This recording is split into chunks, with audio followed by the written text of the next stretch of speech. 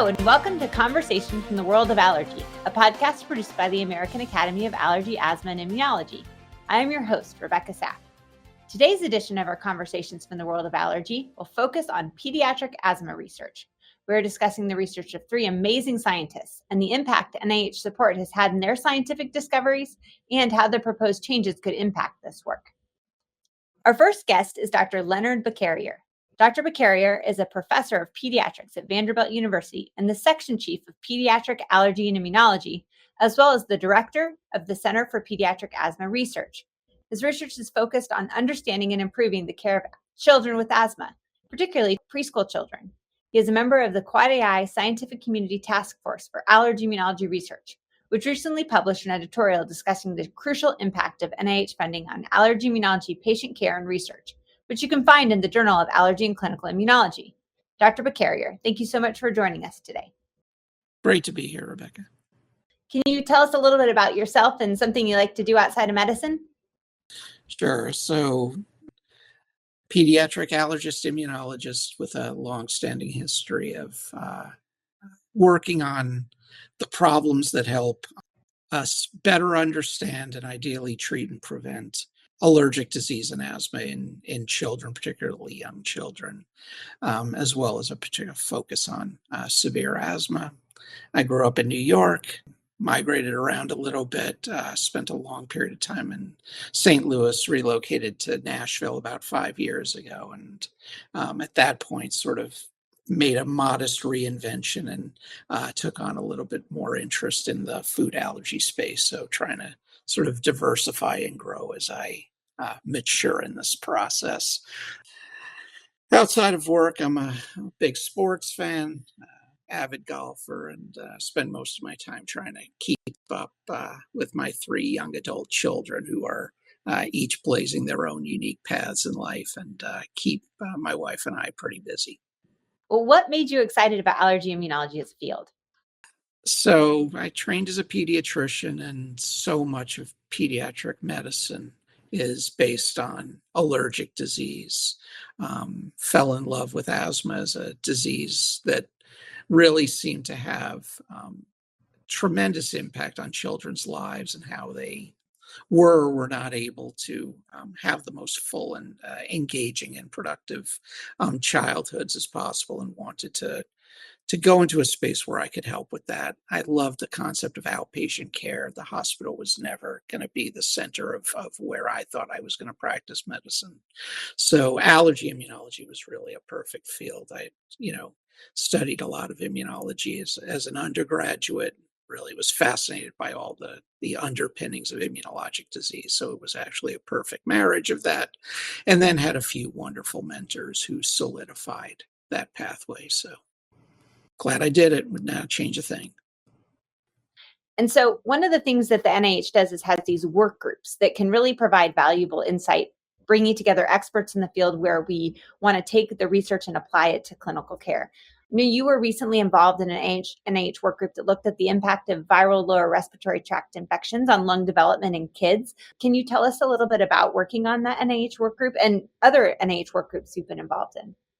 Yeah, these are really important topical areas that the NIH convenes groups of individuals across the country who have varying areas of expertise around a common concept. And the big reason they do these is to help them understand what the issues are. And often that's sort of the beginning of a new program that they will develop, a new, request for application for a new type of study or a new, collection, of research undertakings that they want. So these are really important. You go together. It's usually a series of short presentations with plenty of time for discussion. It's really intended to identify unmet needs, understudied areas of controversy, potential approaches that can help begin to disentangle, the areas of uncertainty in all of this. We had, I was part of one for lower respiratory tract disease that I thought was exceptionally well done. It had actually led to an early announcement that a request for application for another cohort of children to be established who had serious lower respiratory tract illness. We were in the planning stages of putting this grant together, but the current climate has now put that program on hold, and we don't even know if it's going to go forward. But that was a definite output of that workshop. There was another recent workshop for early stage investigators to help the NIH understand the challenges and barriers that our younger colleagues believe they're facing as they embark on their scientific careers. And I thought it was really wonderful how open they were to hearing what people have gone through. And it was remarkable listening to young, mid, and senior level investigators talk about their own personal journeys and how some folks, took one path, some folks had a very different path.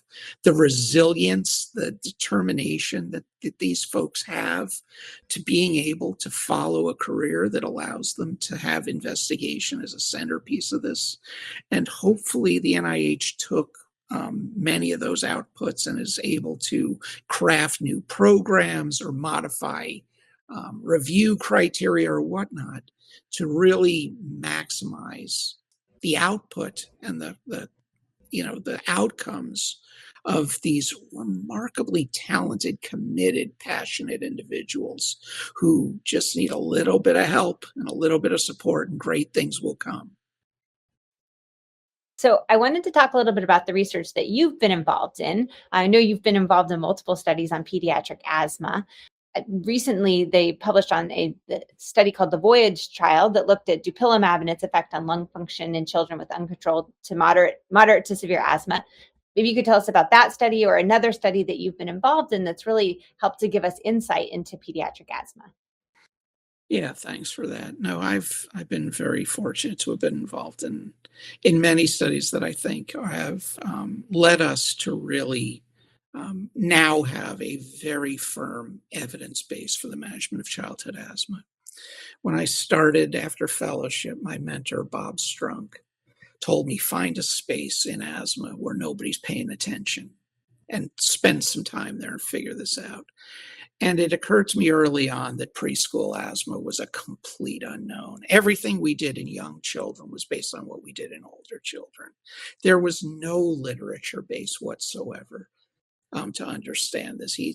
And over the next 20 years, with many great collaborators and with a lot of NIH funding, we did a series of clinical trials that now have formed the basis for the entirety of the NIH and GINA guidelines in preschool children. All that work came largely from the NIH-supported asthma networks in children. And it's wonderful. I mean, this was a black hole when I finished my training, and now we feel good. We're not perfect there yet, but we have evidence. Voyage was an industry-supported study, but it was really important because I think it defined the gold standard for testing biologics in school-age children. Did it in a large, well-controlled, multinational way, and really showed us the essential role that these types of therapies play in the management of childhood disease. And I think gives us great confidence in understanding how and when to apply these therapies in children and to understand their safety. And ideally, we'll learn if these therapies have disease-modifying capabilities, which would then really be what every pediatrician is looking for. So, it's a combination of all of these that I think have really helped us bring evidence-based care to children with asthma. Do we have disease modifying effects in preschool kids at this point? Not yet. They may exist, but they haven't been studied in a way for us to know. We have a trial being led by Wanda Pipitanical out of Boston Children's of omalizumab in preschool children. This one will read out probably late next year, and we'll have an understanding as to whether Early use of omalizumab might have some disease-modifying capabilities. At the moment, we really don't have evidence for any other therapy doing this, but hardly any have been studied in a way that would really give us that kind of confidence to say it's disease-modifying. If you talk to families who are taking many of these therapies, they see a different disease. Whether our definition of modification will be met is another story. But these families come in and they say, I don't really believe how great my child, who has been struggling for years, is now doing. To them, this disease has been modified. It's just Even a if we different look at interpretation. rates of hospitalization, kids 20 years ago versus now, we just don't see asthma in the hospital the way we used to. It can be completely treated in the outpatient for the majority of kids.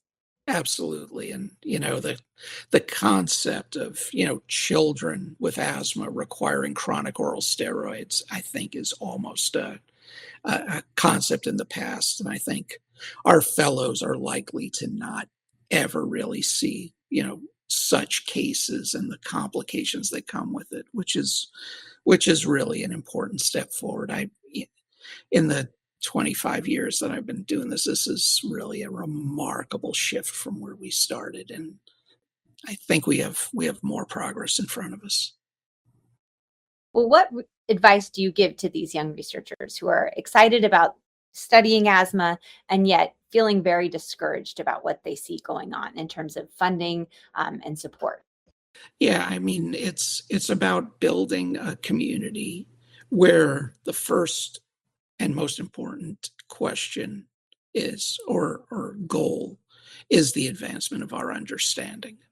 If folks are excited about moving our fields forward, we then provide them with environments that are positive, that are supportive, that encourage them to think and work hard toward their goals. You need to be in environments where the department and the institution are similarly committed to their support. It takes extra effort. I mean, these are not 9-to-5 jobs, and they're not 9-to-5 for the young person. They're not 9-to-5 for the mentor. You got to really help folks sort of work their way through the challenges, promote, efforts that maximize their resilience to declines, denials, rejections. They happen. We all get them. It's normal. It's part of the process. We gotta, we gotta celebrate the victories, large and small. A small paper, your first publication, your second publication. These are important milestones. All my younger faculty and fellows know my number one phrase in all this is that success breeds success. There's nothing that gets you going than knowing you did something good. Once you get that little personal reinforcement that what you're doing is working, it pushes you to do more. So find ways to get successes, large and small. And this idea of building Yes. a team or a community, I think we talked about how important it is that research is a team sport, not a one individual. And so celebrating each other and supporting each other is so important, particularly Yeah. right now. Yep. Celebrating and supporting, because some folks are going to have rough weeks and, you just have to remind them you're doing important work here. This stuff makes a difference. Each bit of it is a building block toward understanding disease better and making lives better down the road.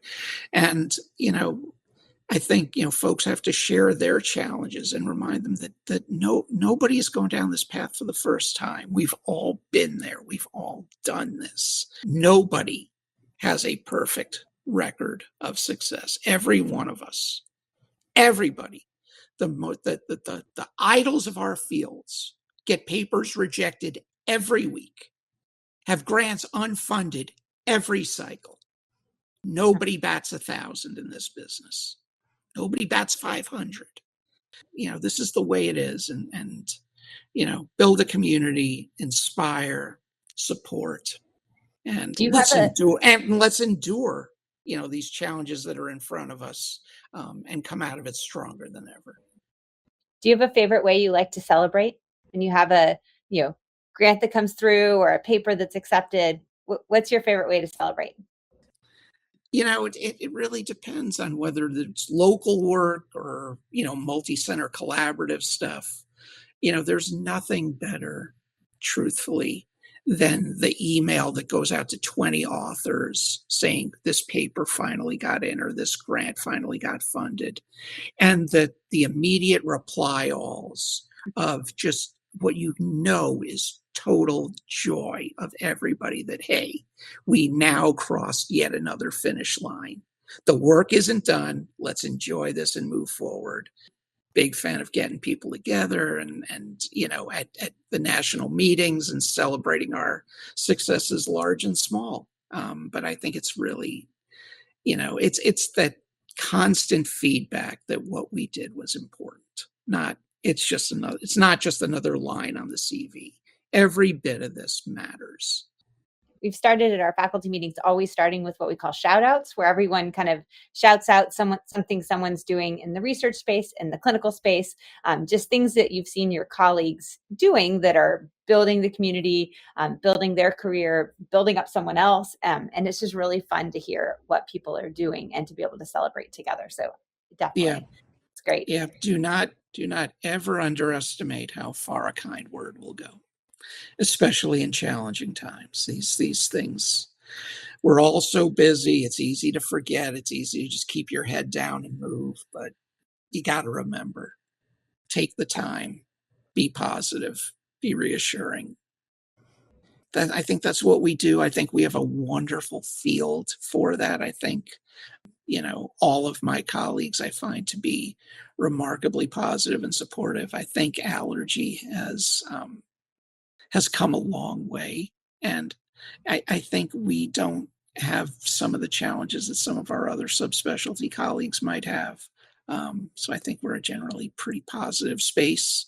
And I love working in it. And I really appreciate your efforts in continuing to spread these concepts and these discussions to our members and out there so that we're all equally informed and can continue to build community.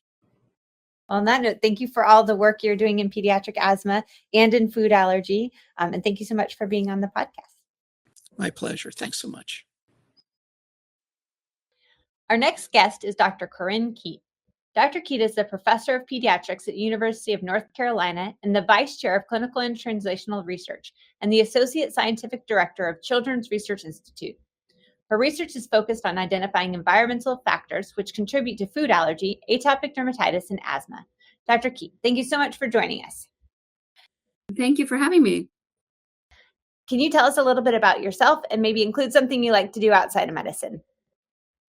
Yes, and so as you said, I'm a professor of pediatrics here at UNC. In terms of outside of medicine, I like to hike and be outside as much as I can, which is a nice here in North Carolina.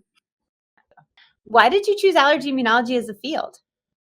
Yeah, so I really, honestly, I think I could have been happy in many fields. I thought seriously about a lot of different subspecialties. I knew I wanted to do research. And so I had been thinking about infectious disease. I thought about nephrology at some point and neurology. But one thing that I really liked about allergy immunology was how little we knew and still know about even sort of the most basic things about allergy and immunology. So for example, when I started in allergy immunology, we really had no idea, is it good or bad to give babies food allergens, and that's something that I think we have solved, but there still are many things that we don't know. And so that was exciting to me that there's an opportunity to discover new things and help people in that way. It's amazing how even in the last 10 years, the shifting in our thinking has changed so much from not introducing foods early to now knowing the importance of early introduction.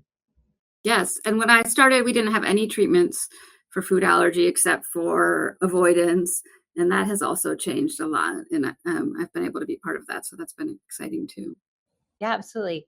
OIT is now something we use pretty regularly in clinic. The introduction of omalizumab as an actual treatment for food allergy, really, it's incredible the way things have shifted.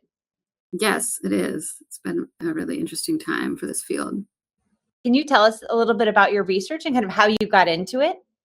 Yeah, so I do study a bunch of different topics about allergy, but they generally fall into this overall category of trying to answer why do some children get allergic diseases and others not? And once they do have allergies, what's the best way to manage them? And what more recently, I've been doing research on sort of what the consequences of these diseases might be. And so there's a number of different things that I have done and am doing. When I started out, I was training at Johns Hopkins, and I participated in helping to run one of the first studies of oral immunotherapy for milk allergy, comparing oral and sublingual immunotherapy. And so that was a really amazing opportunity to be involved in that, and it was a really interesting study of that. And then I continued after that to broaden, and I got a PhD in epidemiology to study the epidemiology of food allergy and other allergic diseases, and done a number of studies related to that, some about early introduction in terms of the sort of practical implications and how we might be able to implement that. And then more recently, I am now protocol chair of the Sunbeam Birth Cohort, which is part of the Consortium for Food Allergy. And this is a birth cohort at 12 sites across the US. It's enrolling pregnant women and then their babies and fathers for a goal of 2,500 mother-baby pairs. And so this is a study that we're really trying to understand what's happening at that earliest or early life period that leads to children having food allergies, atopic dermatitis, and other allergies. And the ultimate goal is try to figure out how we could prevent these diseases by understanding what the modifiable factors are that might lead to that. So that's part of this Consortium for Food Allergy Network that's funded by the NIAID as part of the NIH. And that also does clinical trials. So we just mentioned omalizumab. And so I was involved in the study that got omalizumab approved for food allergy. And I think we're going to talk about some of my other projects a little bit later, which are sort of going in somewhat different directions. But they're all related to this, trying to understand how to prevent and best manage allergies. This Sunbeam Birth Cohort, so it starts when the women are pregnant and then continues for how long? How long do you follow the kids? Well, we've just recently secured funding to follow them till they're 6. And then hopefully, we'll have to keep working to follow them later. We're almost done with enrollment, likely at the end of this year, early next year. Oh, that's exciting. So are these higher risk kids? We are not specifically enrolling higher risk kids. We understand that, people who have allergies in their family may be more interested in enrolling, but it includes people with no family history or not. And one of the reasons for the study is to try to understand how do we really identify people who are at highest risk so that we can study them efficiently in terms of clinical trials of prevention, because we know that just saying people who are high risk because they have a family member is actually probably not the highest risk group. And has the things you're looking to identify in terms of risk factors, what have you seen so far? Yeah, so we haven't really analyzed much of the data or any of the data yet in terms of those things because we haven't finished enrolling everybody.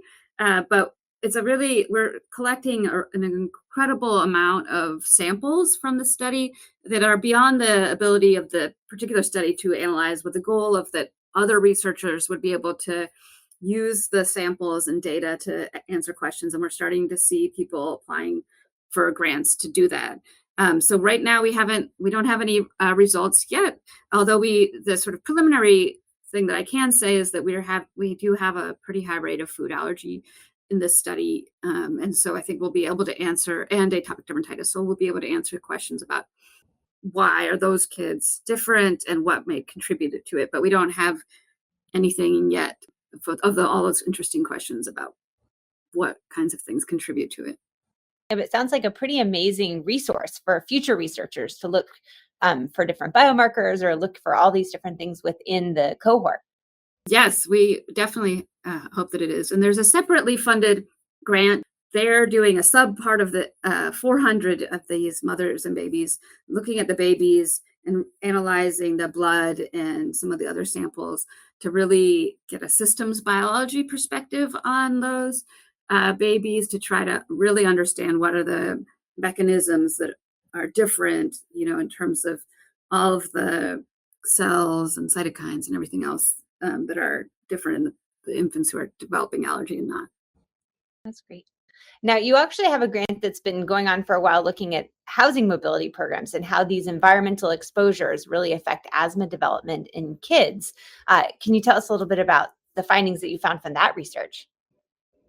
Yes. So this is a really interesting natural experiment that we're able to partner with this nonprofit in Baltimore.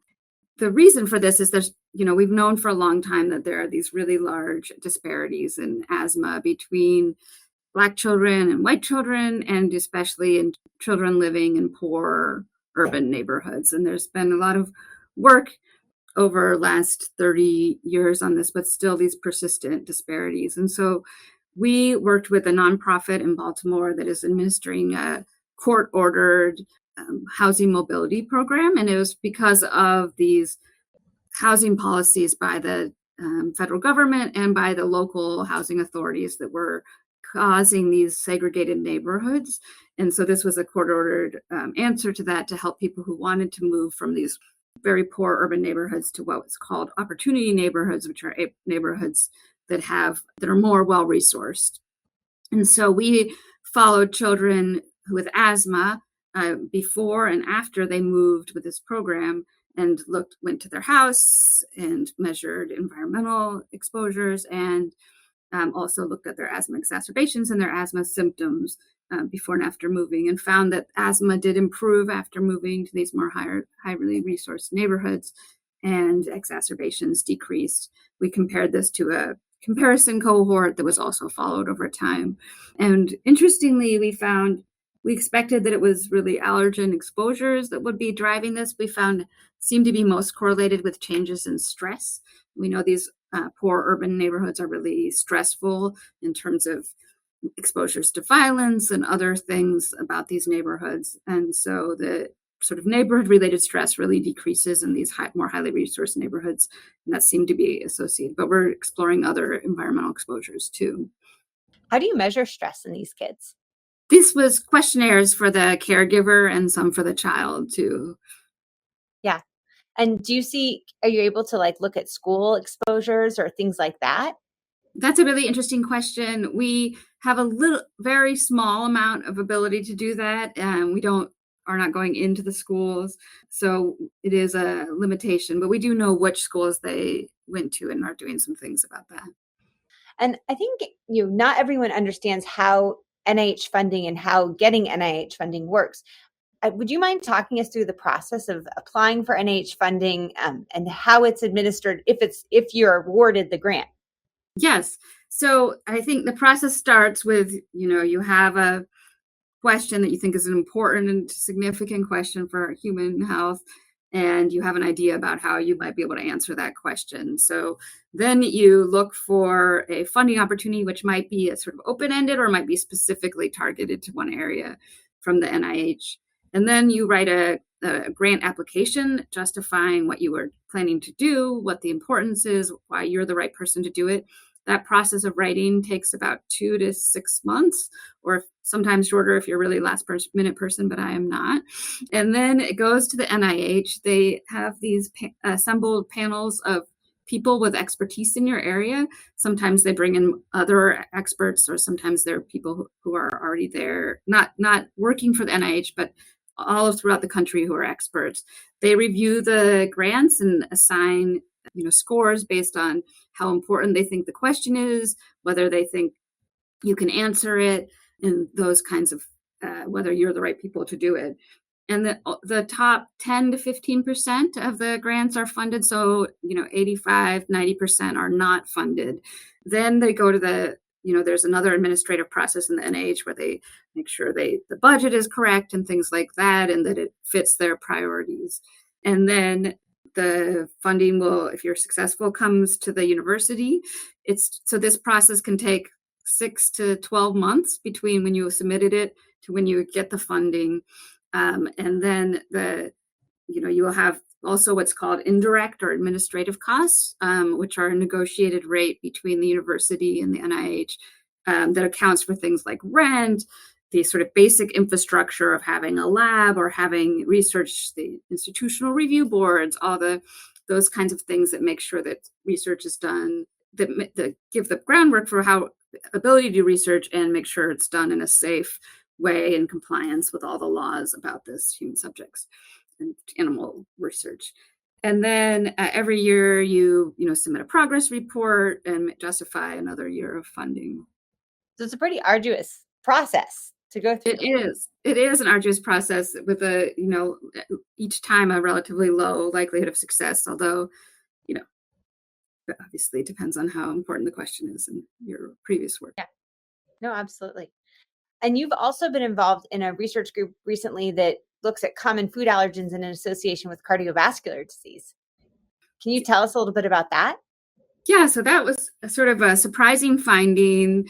There had been some work in this unusual allergy called alpha-gal allergy that I think is a subject for a different thing, but tying sensitization, so having IgE to this alpha-gal allergen to cardiovascular disease, to coronary artery disease. And so I was interested in that, looked at that, whether that could be true for other allergens, common food allergens, and found that there was an association with having IgE to common food allergens among adults in what's called the NHANES cohort, which is this large nationally representative cohort, over 15 years of follow-up in terms of more risk of dying from cardiovascular disease. And then we replicated that in a subset of what's called the MESA cohort, which is another longitudinal cohort of adults, where they also, people with IgE to milk and peanut had higher risk of cardiovascular mortality. And so it also seemed like, at least preliminarily, that we think that most of these people who have IgE don't have food allergy. They're actually asymptomatic. About 15% of adults have IgE, and only a much smaller IgE to common food allergens, and a very small number of them actually have food allergy. We found that the people who are regularly eating the food seem to have a higher risk of cardiovascular disease. So this is very provocative, because generally we think that those people who, if you don't have food allergy, but you have food-specific IgE, that it's not important. And we advise people just eat the food, don't worry about it. And this suggests there might be some consequences to that. So we got a grant to look at this larger MESA cohort, which has about 6,000 adults that are followed for 20 years, to look at cardiovascular outcomes and to measure food sensitization in them from baseline and look at it longitudinally, and then also another cohort of cardiovascular disease.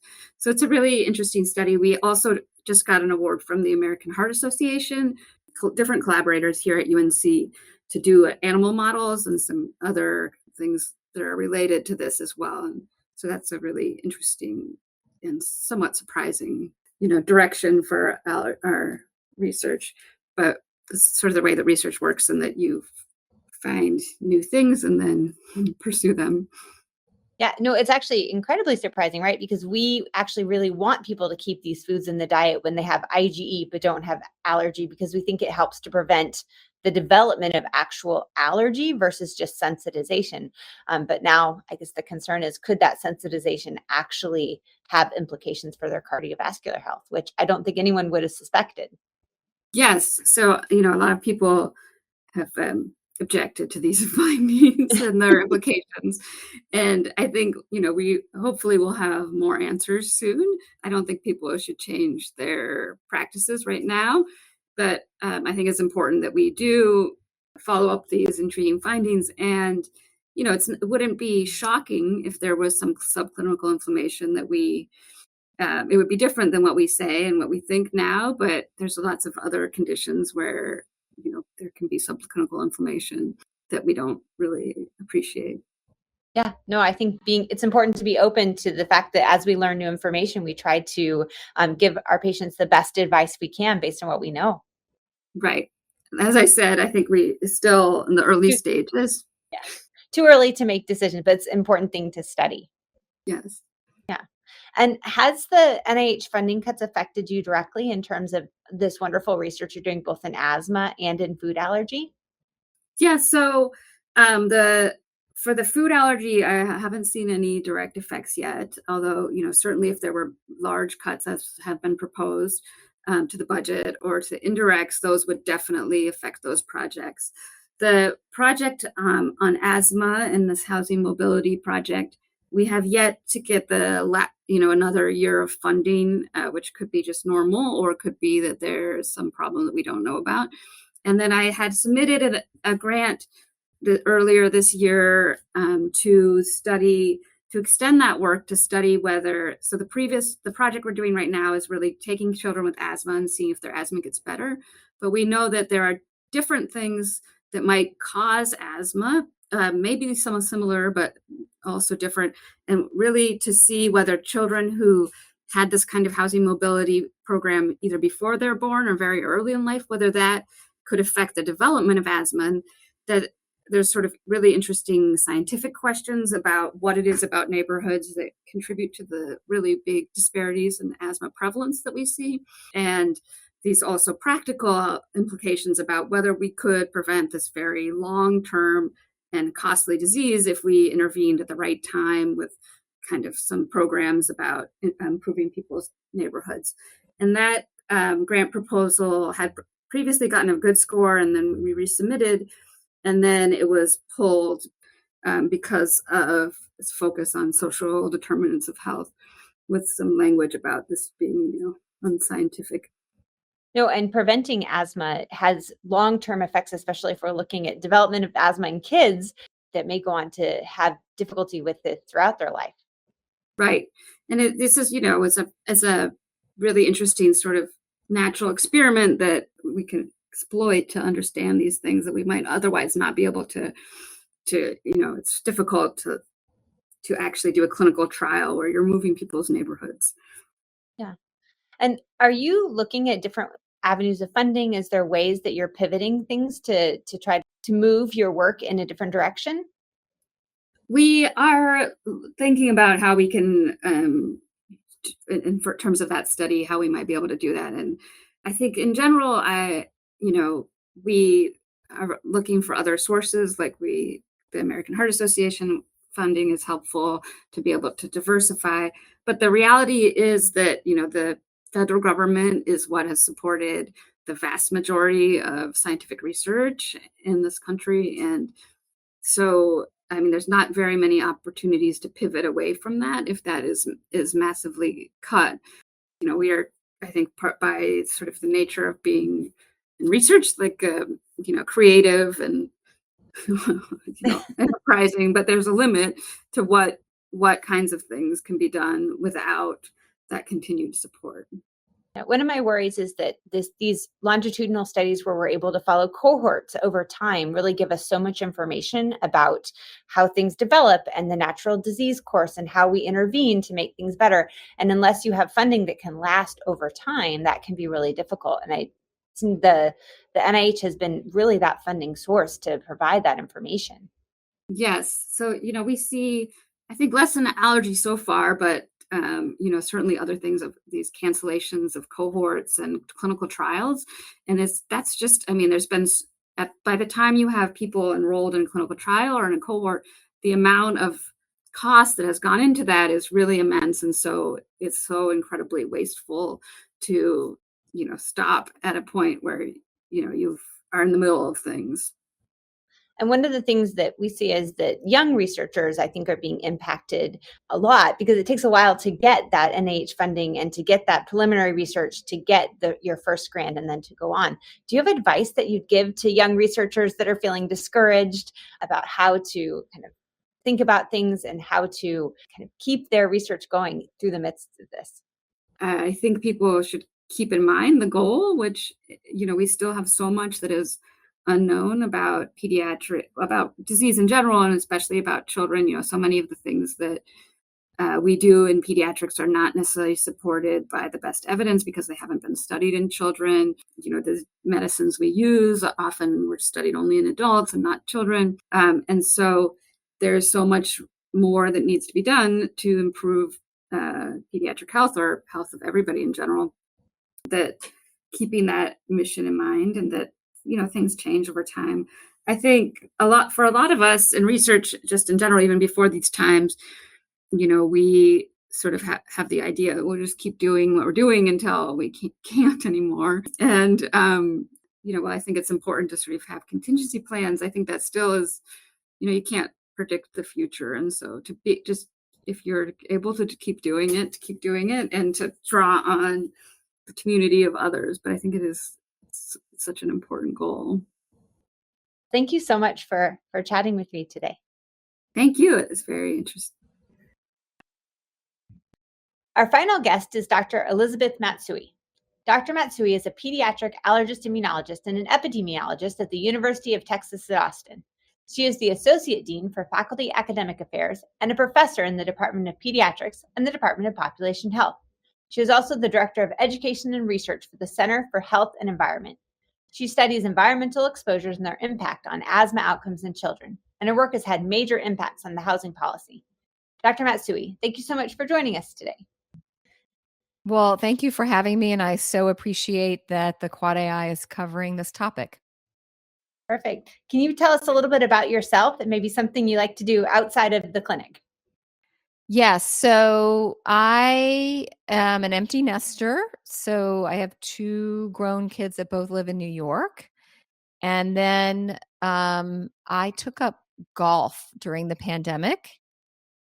I never would have imagined I was a golfer. I'm not even sure. I would say I was an average golfer at best. But the pandemic hit. I needed to do something. It's exercise.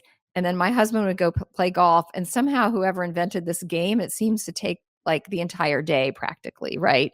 So I figured, why not join forces? But I have met some of my own personal goals, but it's great to be outside. And it's great to try something that you are a beginner at and not great at and make progress. So that's been fun. Yeah, great to develop new skills in a new area. That's right. Perfect. And the golf season is probably longer in Texas, although maybe not the summer. It's year round, and believe it or not, you accommodate to the heat. And so I play in the heat, and I typically walk and don't use a cart, but you end up walking 6 to 7 miles, and it's hilly in this part of Texas, so it's a good workout. Okay. You definitely get all your steps in then. Yes, that's for sure. Can you tell us why you chose allergy immunology as your field? So after my residency, I ended up working at a community hospital that had a family medicine program as faculty there in Baltimore. And we had a school clinic. And I kind of morphed that school clinic into an asthma clinic because I was interested in asthma and environmental exposures. And I wrote a grant to the health system that this hospital was a part of, and I got a small amount of funding because I wanted to understand whether there were home environmental exposures that were implicated in uncontrolled asthma in the kids that I was seeing in the school clinic. So I got some funding and hired a social worker part-time who did some home visits. I got for a conversation for another day, a spirometer that was very of the old days, and collected data and realized I didn't know how to make anything of the data. So reached out to Peyton Eggleston, who was faculty at Hopkins in pediatric allergy immunology then, and said, I have this data. What can I do with it? And he said, you need more training. And I initially said no, but eventually he convinced me that if I really wanted to pursue this line of work, that I needed more formal training, and he was right. And so so part of it was because I knew of him, that I reached out to him, and he was an allergist immunologist. And I think another part of it is that I picked a fellowship, it wasn't driven because of a initial or primary interest in a disease state. It was driven by a question that I wanted to answer or a general area of research I wanted to pursue.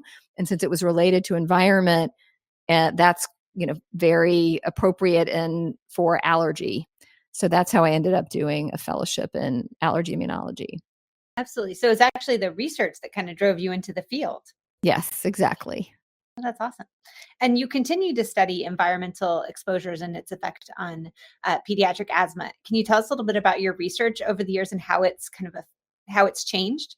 Yeah. So when I first started out, there had been a landmark paper linking cockroach allergen exposure to asthma morbidity that was funded through NIAID through their National Cooperative Intercity Asthma Study. So that paper came out in the New England Journal of Medicine in 1997. So it was right after I finished residency, but before I decided to pursue fellowship training. And so when I started fellowship, I was interested in environmental exposures. And, one of the first things that popped up was, gosh, the mouse allergen levels are super high in the home dust samples we were collecting in Baltimore. And that led to kind of a line of investigation where we quantified and described mouse allergen exposure. It was associated with all sorts of markers of morbidity in multiple cohorts, as well as decrements in lung function, increased exhaled nitric oxide. And then we did a randomized clinical trial trying to intervene. That trial was negative. Some of the kids and families in that trial had reductions in mouse allergen that were substantial and that were associated with improvements in markers of asthma morbidity, but that we could never, it was very unusual for someone, despite it was a very intensive, professionally delivered integrated pest management intervention. We were not lowering the levels to sort of healthier levels. They were still at levels in home dust samples that were associated with morbidity. And so that led to this question, well, so gosh, we're having all this trouble really addressing mouse infestation. Maybe it's too hard to do interventions in a home that is in an environment where infestation is endemic. And infestation is endemic.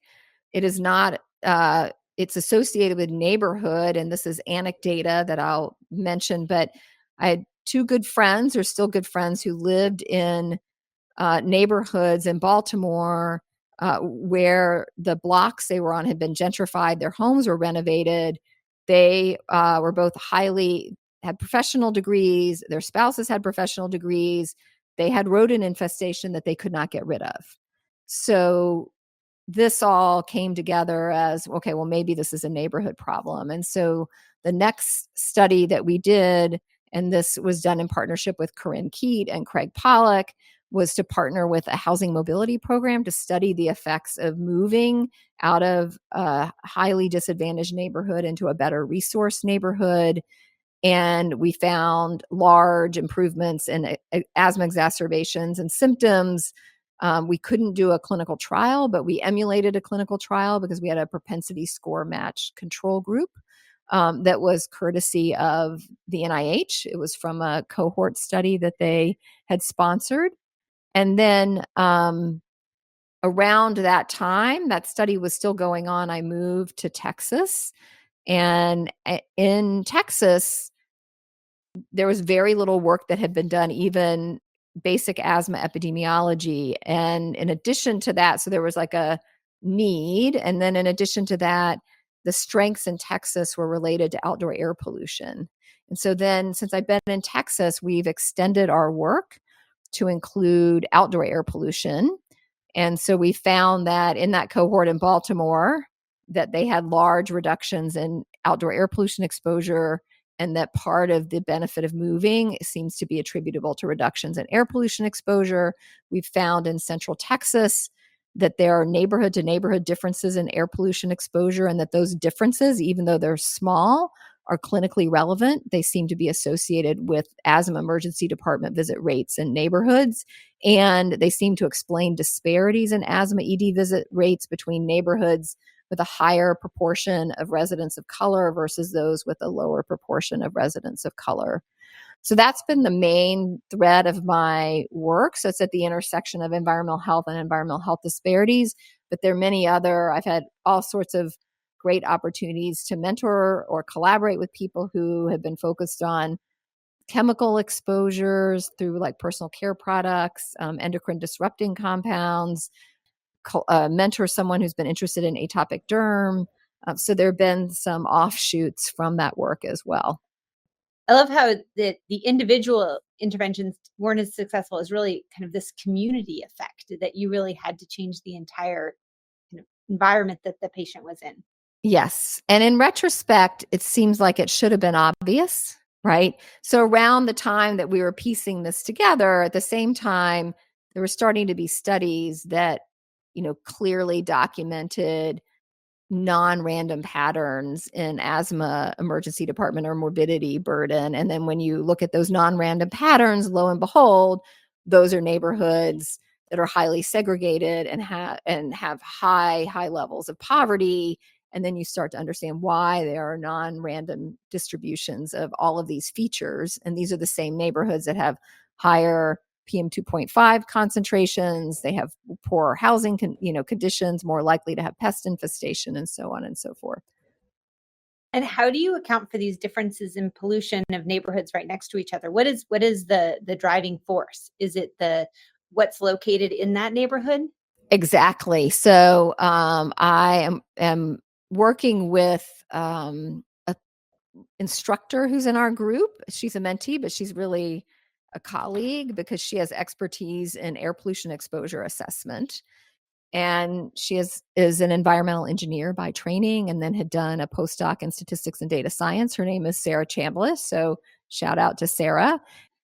So she very much is interested in this idea of local sources because they're the major determinants of not just the level of, say, PM2.5 in a neighborhood, but they're major influencers of the chemical composition, the physicochemical characteristics of the PM2.5. And there's this emerging understanding that the physicochemical characteristics of PM2.5 influence how harmful it is to various organ systems or the lungs, for example, in asthma.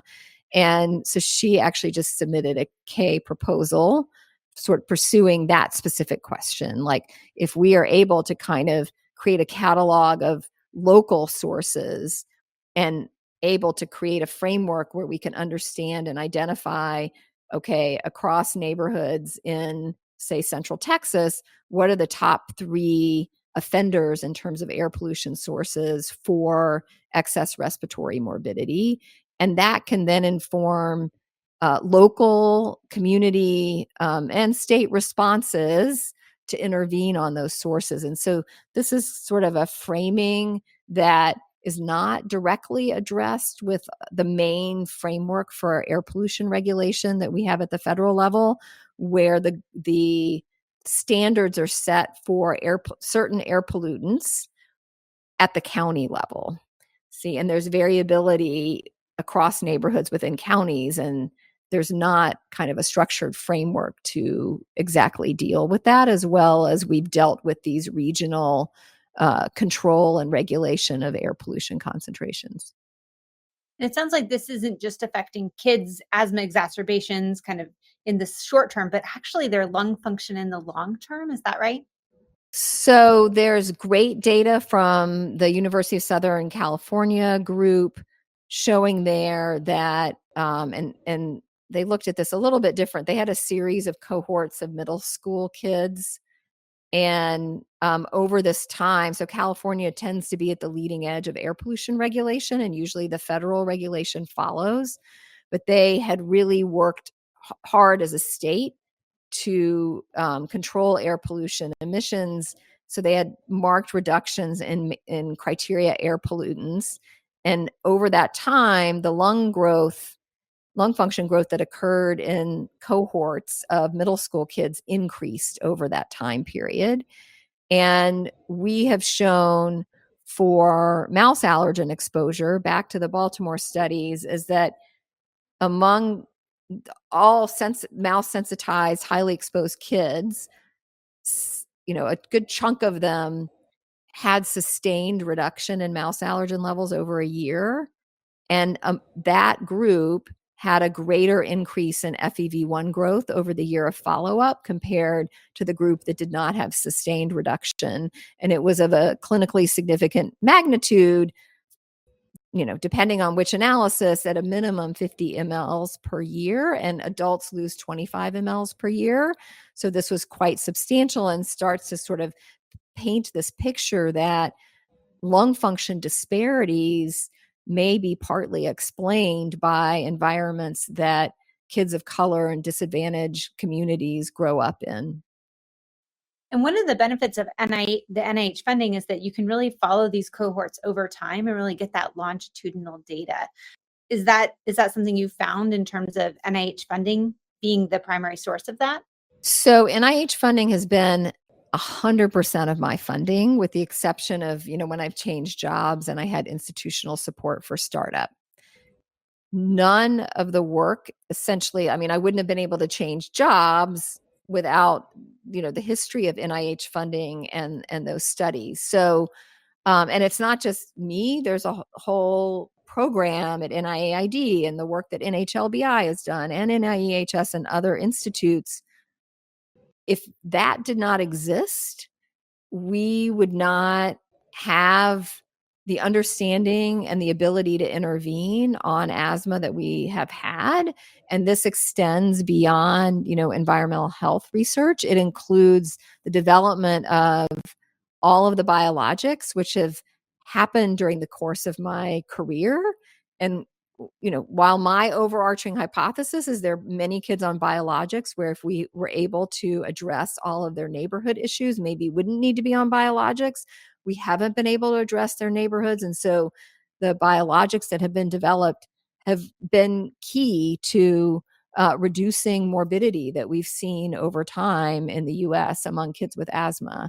And so none of this work would have been possible. And as I said, it's not just my specific work, not even just or only environmental health sciences oriented work, which is really critical to policies and air pollution regulation that has saved millions of lives, but it's also extends beyond that to drug development.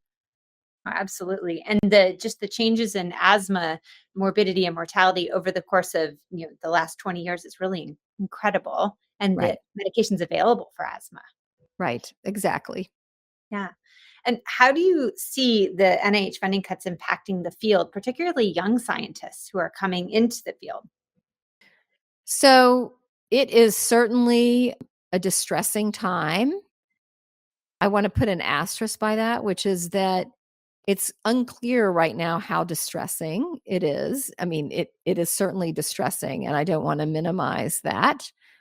But at the same time, there's still research going on. There are plenty of people whose grants have not been canceled. That does not mean that it's okay that the other grants were canceled, and that, in my view, we keep doing what we're doing until it's not possible to do it. And we don't know, like for my own research group, we haven't been told that we can't do it. We're not even close to the point of it not being possible for us to do the work. But I truly can't imagine what it feels like to be early on in your career and facing this environment. I have, mentees who range from graduate students to assistant professors to associate professors. And, it is tough. And I have interacted with folks whose decisions about where they want to go next with their careers have already been influenced by the national landscape. I especially feel for all researchers and earlier career researchers who are working in specific areas that have been targeted as being canceled, because we really need, other sources of funding to support that work going forward. What advice are you giving to your mentees who are young, who are really enthusiastic about staying in research? Are you giving them any different advice than you would a year ago, or just kind of holding the course and trying to see how things settle out? So I think my two main messages are: you still have funding. This is the case for the people in my environment, and no, you're still able to do the work. The work is really important. You love doing the work, so don't stop doing the work. And I will do everything I can to support you in doing that work. That does not mean that it's not important to have a backup plan. I have a collaborator who, at one point in time, I think during the pandemic, he told me that, he has all of his finances on an Excel spreadsheet, and that there's one tab that he has. It's like the doomsday scenario tab or something like that. So I think we all need a doomsday scenario tab.